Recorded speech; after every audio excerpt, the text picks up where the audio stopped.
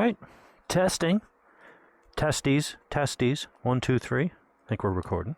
All right. Here we are at Dave's garage. Still fighting off a cold. Loaded up on ibuprofen and Dayquil, and I am just going stir crazy because I work from home, so I'm in the house all the time.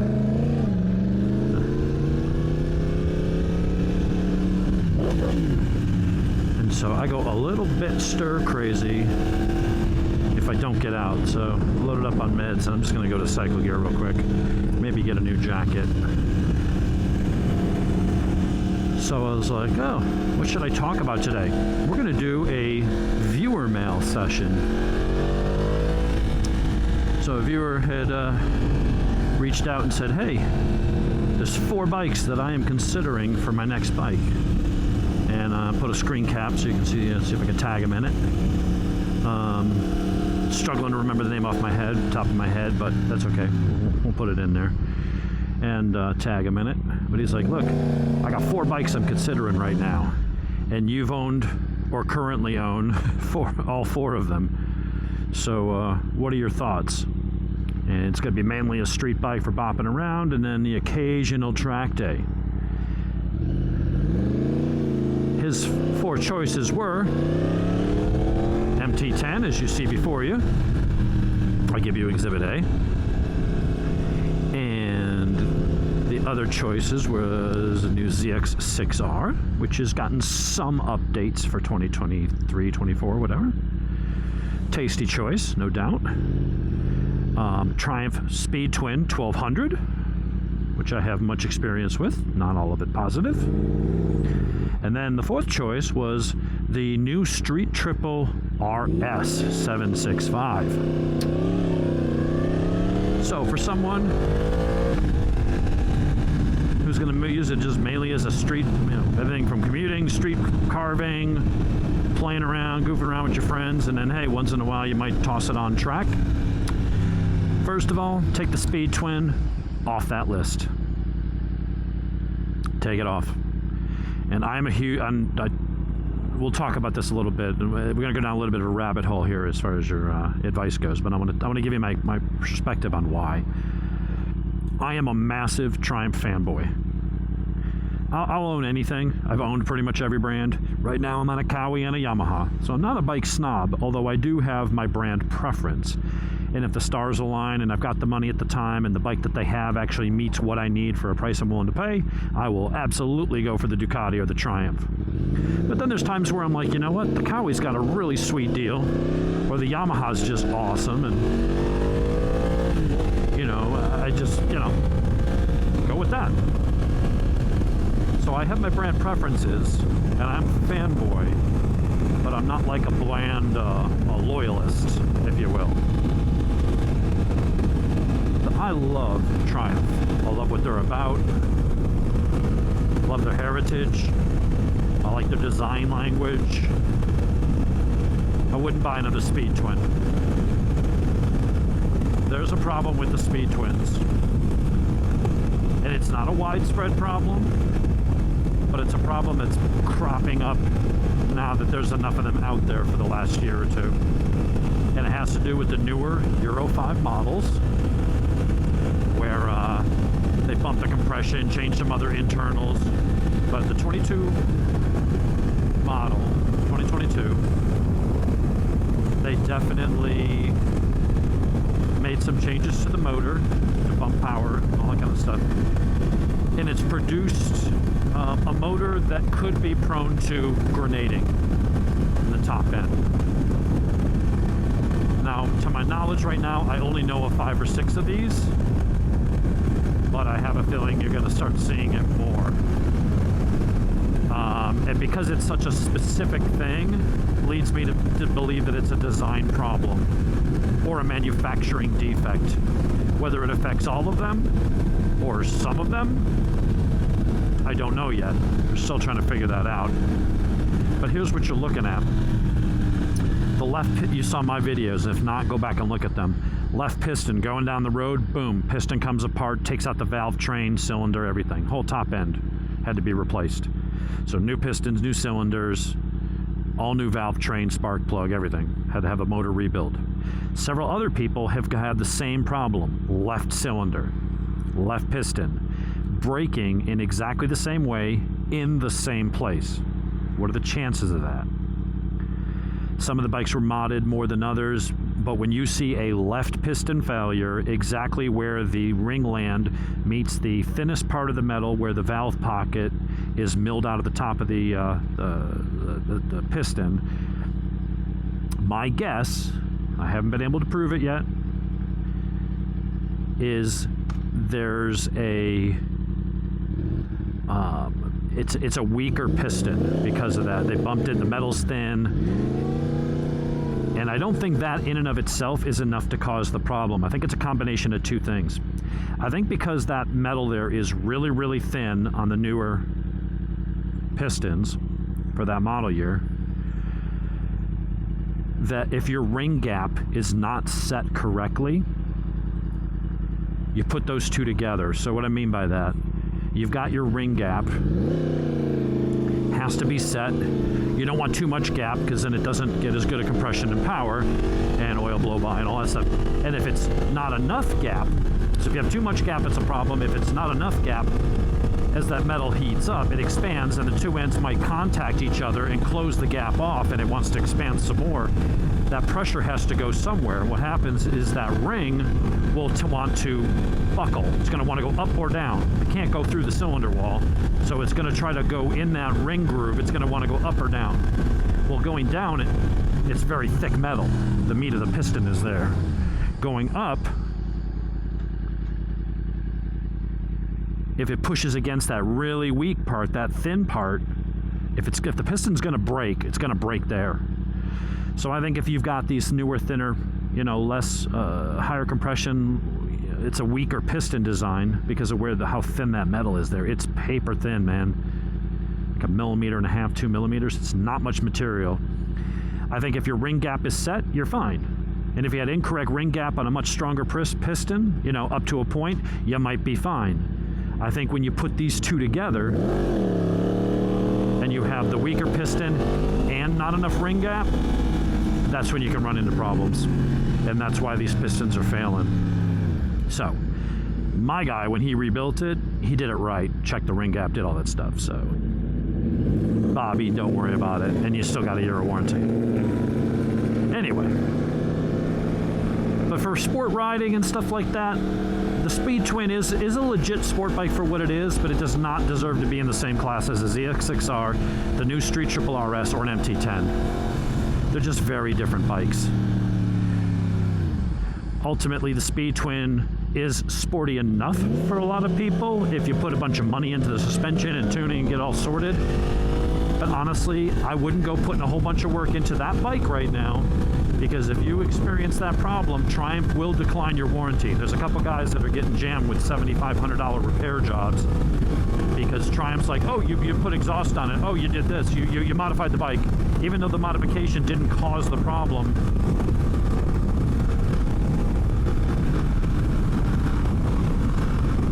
they're going ahead and denying the claims. So take that off your list. So now the next biggest thing you got to do is you got to figure out what style bike do you want. Do you want a naked, or do you want a fairing? The fairing bikes look cooler. The fairing bikes look more racy and fast. And in some ways they are, to be fair. But in the real world, the MT-10 and the new Triumph Street Triple RS 765 will walk away from a ZX6R. The ZX6R is a great bike. It handles amazingly well. In the 600 class, it's the one with the pokiest motor because it's the 636, what they call the cheater motor. It's a little bit extra displacement for a little bit more torque. But realistically, even once you get the ECU flashed and tuned and all that stuff, you're looking at a 155 mile an hour bike. Now, to be fair, you're not going to be going much faster than either of the two other bikes. And I know someone's out there screaming at their keyboard right now, my ZX6R does 171. No, it doesn't.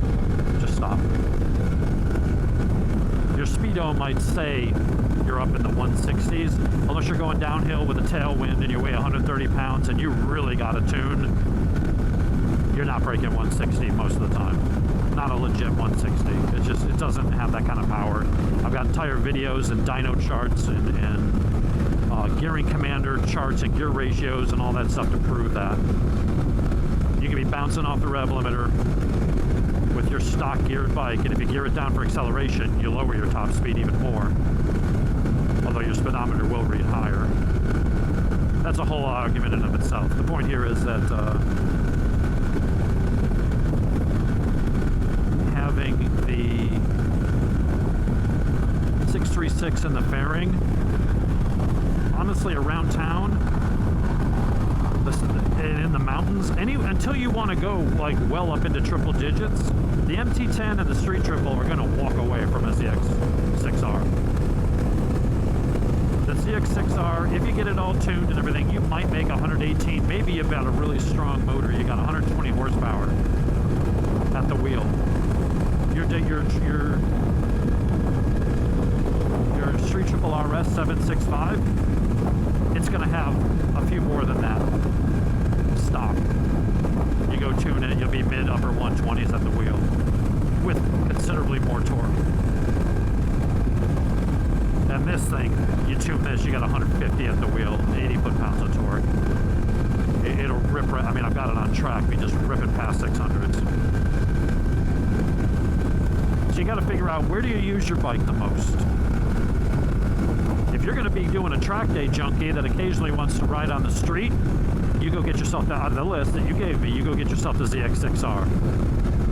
You set the suspension up, decat it or throw on a full pipe, get it tuned and flashed, and you'll have a track weapon. And the new one's got, you know, a nicer TFT dash and stuff, some new styling. It'll be a great track bike that also makes a pretty damn good street bike. If you want an amazing street bike that's also really fun on track, you're left with the naked bikes. I go by the 95% 5% rule when I make these suggestions. If you're going to buy a bike, where are you going to spend 95% of your time? You want a bike that is geared towards that. It excels in that area. But then is also good enough that can do the other 5%. So if you're going to be 95% street and do 1 or 2 truck days a year, you want a naked sport bike. And I don't mean like a Ninja 650 or like an SV. Those are more standards. You need a legit sport bike that just happens to be naked. And that's what an MT-10 is. That's what an MT-09 is. That's what a Street and Speed Triple R. That's what a Tawano is. Those are legit, hardcore sport bikes that just happen to have a higher bar and less plastic. Now, between the two, between the Street Triple RS and the MT-10, I'm going to suggest the Triumph, partly because I'm a Triumph fanboy, but also because that 765 motor has now gone through several revisions. It's the spec motor for MotoGP, Moto2. It's reliable. It puts out great power. That bike is a lot lighter. It comes with better brakes, better suspension, and it's $2,000 cheaper. $1,500 cheaper. Hopefully all of this advice is coming out good on the microphone and it's not being overshadowed by the wind noise. I guess I'll find out when I get the cycle gear. I'll listen to it and redo it if I have to. All I hear is wind. But honestly, you know, if you're a big bloke, you're a big dude like me. I'm 6'4", 6'3 and a half, something like that. With gear and everything, I mean, I'm 245, so you throw on clothes and gear and everything, I'm probably got to be at least 260. I went with the MT-10. I want that extra grunt. I want that extra power. I love the cross-plane engine. The electronics package is freaking brilliant. It's awesome. This is a great bike. And you put on this windscreen and deflects a little more of the wind off you. Is nice. Is nice. it a law.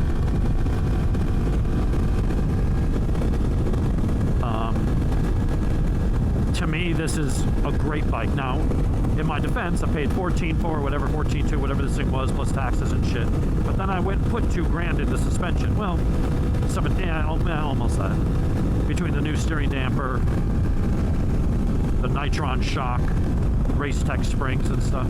But if you didn't need to do that, because if you're, you know, a 180-pound rider, you'd be fine with the stock suspension. To me, the thing that this thing has going for it, and absolutely one of the best motors currently in motorcycling. The Yamaha Crossplane CP4. It's not in the highest state of tune as the R1, but it actually packs a little more mid-range grunt for the street. This, I think, is it's going to go down in history as one of the best street sport bike motors, the Yamaha CP4. You can beat the living piss out of it, and it's just whatever. They made this thing to race. They made this thing to wail on. But if I was a bit lighter, and honestly, I had a 2020 Street Triple RS, and Johnny's got one. And he's not a little guy. He's like 215, 220. And it's got plenty of get up and go. And it's lighter and it's more nimble, and you got to show a big piston forks up front. You got Brembo M50s with braided lines. You got state-of-the-art electronics, nice TFT dash. You got an Öhlins RTX 40 shock on the back. I mean, what's not to like? That thing's got everything that you would want in a naked sport bike. And it's a little demon on track, man. It really is. The braking's amazing. The handling is freaking telepathic. That thing is based off the Daytona, and it has got one of the sweetest chassis out there. It's been around a long time. Dates back, it's gone through revisions, but that started back in 06 with the Daytona 675. And so they've had a lot of years to refine that thing. And they got a lot of good racing data from Moto 2. So if I was going to buy one today, would I get another one of these over the Street Triple? For me, I would probably spend the extra money and get this and get an SP model. And that way it has the Öhlins and adjustment in it, and that would be fine for me. Not knowing your weight, I would say unless you're a big fat dude like me, I'm not that fat, but you know, just a big dude, I think the Triumph's the better buy. You get better components. You get that triple sound. You got the ability to tune it and reset maintenance minders and do a lot of stuff right from an Android phone or tablet without having to go to a dealer. It's lighter and it's more agile. And you got a 2-year warranty. And it's cheaper. You know, if you want to get up to the really good suspension, the Primo model of this, you're going to spend $17,800 plus tax and all that stuff to get the SP model. The RS is the top of the line, and it's like, what, $13,000 or something like that? With Öhlins and Brembo and braided lines and quick shift and auto blend. I mean, everything. It's got everything. So it's going to come down to your budget, and I think how big you are. But out of those 4 bikes you gave me, take the Speed Twin right off. Just trust me on this. Take the Speed Twin off.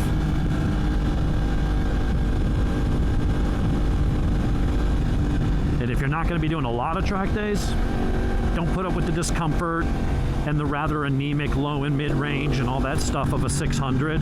They're great when you're riding them at 90%, when you're really wailing on them up in the revs and all that stuff. But riding around town as a regular bike, they're good. But the Street Triple RS and this will just stomp the shit out of it on anything other than an absolute high-speed run. And honestly, on a high-speed run, and you put this little windscreen like I've got on here and you can tuck, this will easily beat a ZX6R. It's got more top-end power. As long as you get it with tuck behind that screen, you'll be able to pull. It'll overcome the aero. So that is my advice.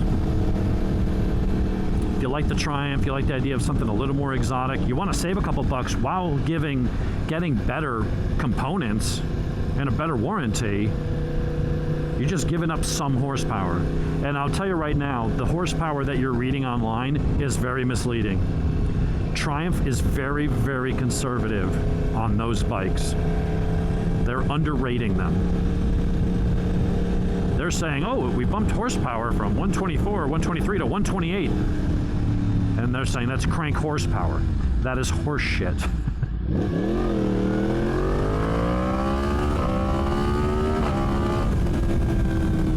The reason I say that is because every dyno I've ever seen, every dyno chart of that bike, bone stock, not the newest ones, the ones before that, which were less powerful, were making 117 to 119 at the wheel stock. All of them. And then you tune them with a slip-on and the decat, you're in the mid-120s. You do a full exhaust and a really, really good dyno tune, there's guys that are breaking over 130 at the wheel. There is no way. My bike, when I had a 2020, was rated at 123 horsepower at the crank. There's no way that that thing was getting 118 at the wheel and only losing 5 horsepower. It's physically impossible. It's beyond the laws of physics. Nobody has ever made anything that with a 5% or a 3% drivetrain loss. The standard is 15. So you take that 117, 118, 119 horsepower that both mine and my wife's made, and the Cycle Gear and everybody else that put theirs on the dyno when they reviewed them. In order to get 118 at the wheel, you've got to be in low to mid 130s at the crank, because you're losing 15% between the crank. I think they did it for marketing reasons. I think they didn't want it to push too much into speed triple sales, because you look on paper and you go, well, they're saying the speed triple makes 138 at the crank. And you're going to pay, at the time, $16,000 for the speed triple or more. And the street triple at $12,500, you know, if they were honest about it, they go, well, that makes 134. It's only 4 horsepower more. Now, there's more to it because everywhere in the mid-range, the speed triple makes way more horsepower. But a lot of people just, you know, maybe they're new or they just don't know that stuff. They look at it and they go, why would I spend 4,000 more? This one only loses, quote unquote, 4 peak horsepower. It's $4,000 cheaper. It's 60 pounds lighter. I'm just going to go with the street triple. Triumph didn't want the lower bike to cannibalize sales of their flagship model. And for that reason, they sandbag.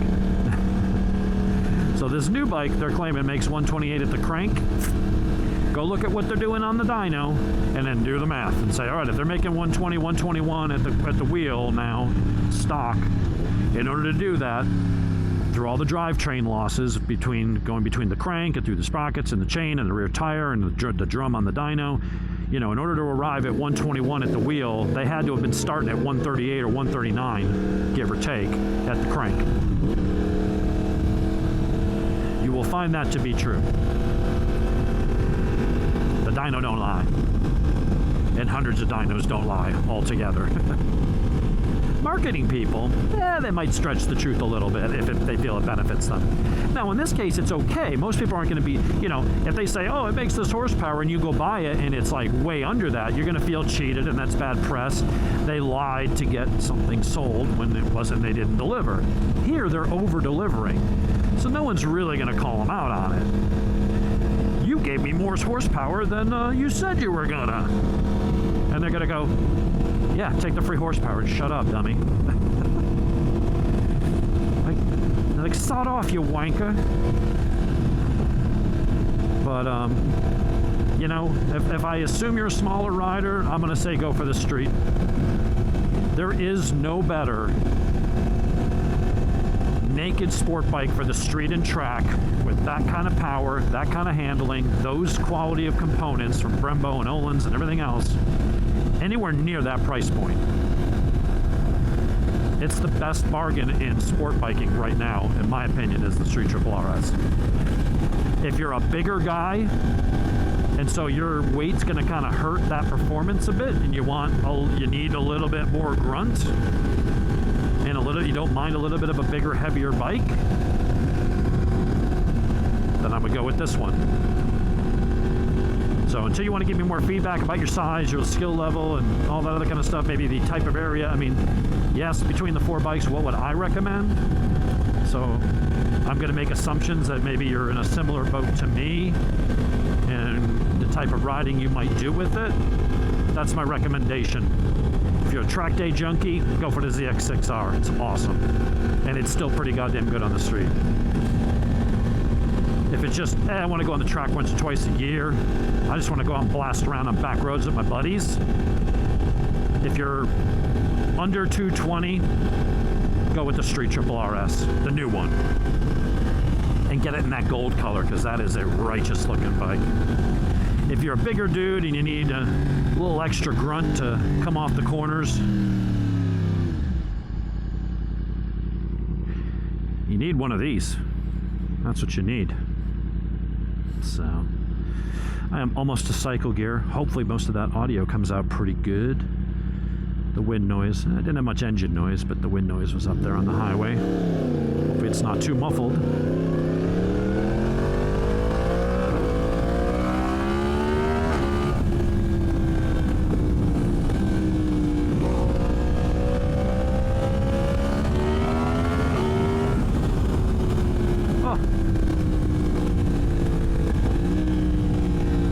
Say this. All right, let me make one amendment before we get in here.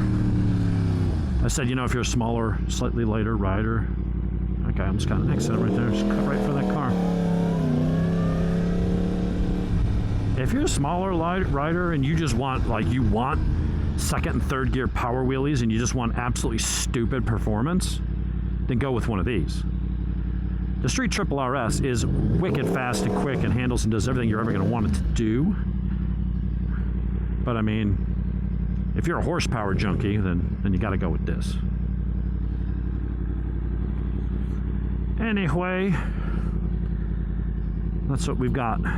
That's my advice. So that's your edition of viewer mail. I didn't want to just give you an answer and be like, well, because I said so. I needed something to talk about anyway, and run through all the reasons why. So there might be method to my madness, and you might disagree. That's okay.